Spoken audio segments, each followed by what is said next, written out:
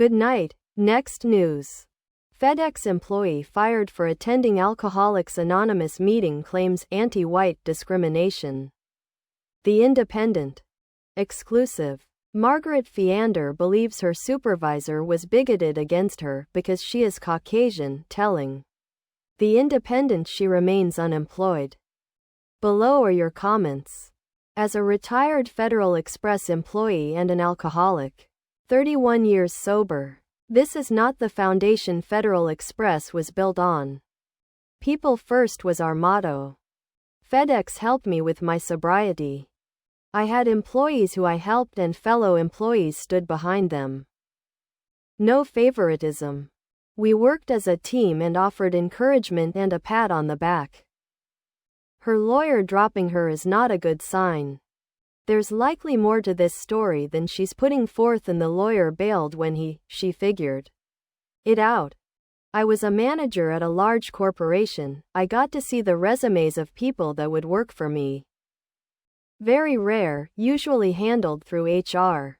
One person 36 years old never worked lives with parents said they wanted to work but would need ever. Why Tuesday and Friday afternoon off to attend classes. The classes were needlepoint and crochet. LS this the only meeting? I know many people in recovery. In my town of 30,000 there are times and locations of meetings to fit every schedule. Is FedEx unionized? Is it an at-will state? Don't those factor in? I can't see how there wasn't another meeting time. How far away is this meeting? Aren't those meetings usually held at around 7 p.m.? Was she always making up that hour or was she docked for it? I'd be upset as a coworker if she didn't. Discrimination seems far-fetched though here. She has learned nothing from AA, so why does she go? AA is supposed to be about taking responsibility for your actions. There are dozens of meetings around the clock. Why did she choose one during her shift? She says this serenity prayer at every meeting. God, grant me the serenity to accept the things I cannot change, courage to change the things I can, and wisdom to know the difference. Yet she blames others for everything from her. She does not take responsibility for her actions, that much is clear. Her lawyer no longer representing her and her now representing herself against a massive corporation. Like FedEx leaves me to believe there's a lot more to this story than what this woman is saying. If it was as straightforward a reverse racism, firing as she claims no lawyer in their right mind old turned down the possibility of a massive settlement case like this.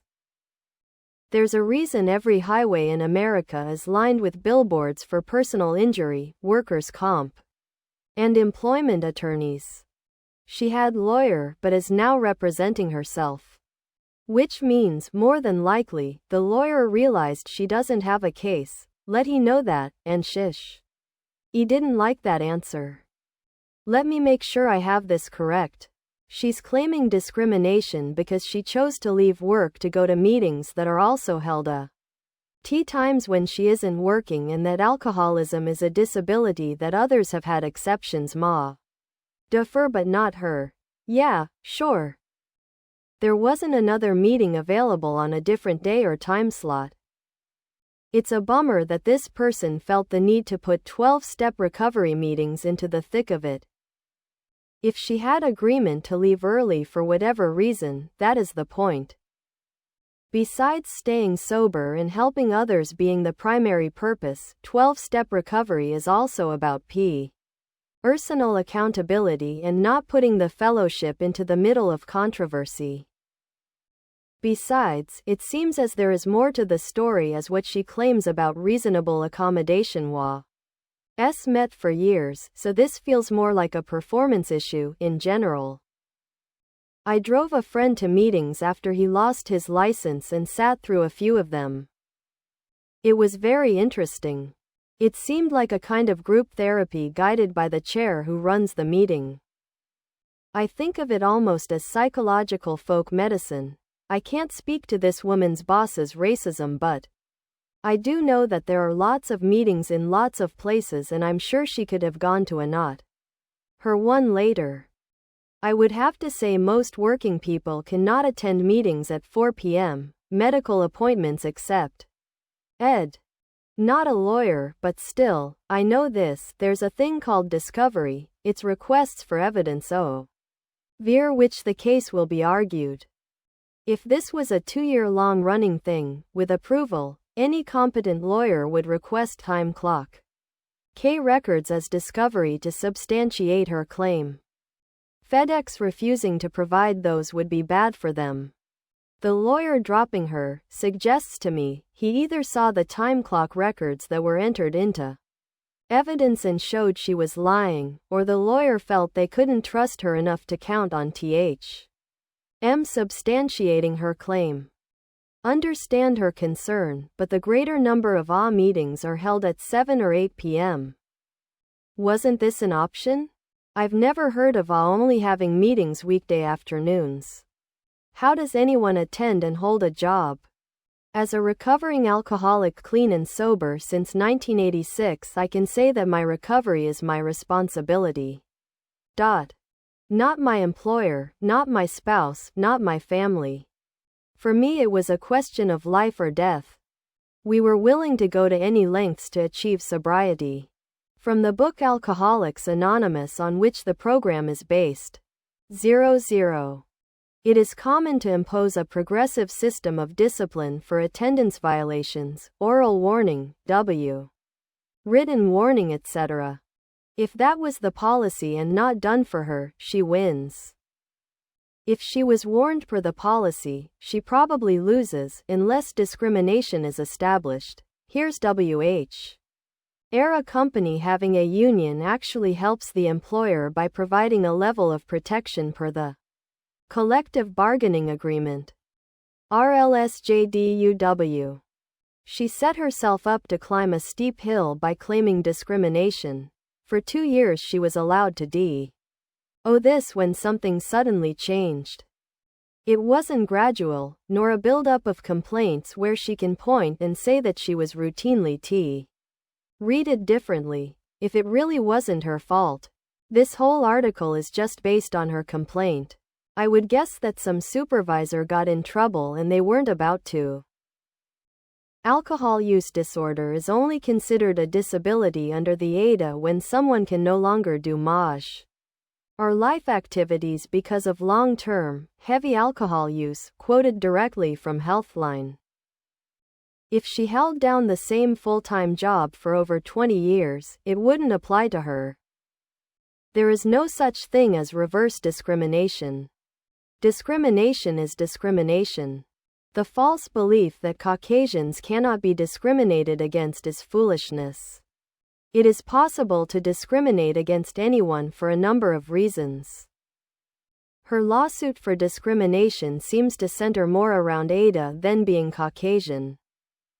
Some of the huge red flags in this article. 1. Her lawyer quit and she is now representing herself. 2. No one has hired her for anything since she got fired from FedEx. I guess every employer in her area is racist against white people? 3. How is being a recovering alcoholic considered a disability protected by law? 4. Aren't there numerous meeting options at varying times of the day and night specifically to accommodate people's different? She went to for 21 years and felt the need to go to meetings while still getting paid to do her job. If you didn't learn anything about self-sufficiency after 21 years of attending meetings, you're not there to get advice to stay sober. You're there because it's become a social outlet. I have in-laws who are members of and attend meetings regularly. Both husband and wife have been sober for over 20 years. They go because they've befriended many members and it's become more like a social club. The meetings themselves are a bit of an addiction itself, so there's an allure to keep attending no matter what. Seems like a lot in the comments are missing something. She got fired for a reason. The company stated why. Yet they had already accommodated her for 28 months. She had no warning the accommodation was being revoked until after she was terminated. When she asked that day if the accommodation was still valid, she was told yes by her direct supervisor. And then the company contradicted that in their firing statement. Yes, anyone can be fired at any time without cause in most places, but here they specifically gave cause. That's what gives her suit some merit. Remains to be seen how it will play out, likely a settlement, but there's more to this. I fired an employee and he went around claiming I fired him because he wasn't a veteran. I have 8 employees and 4 are veterans.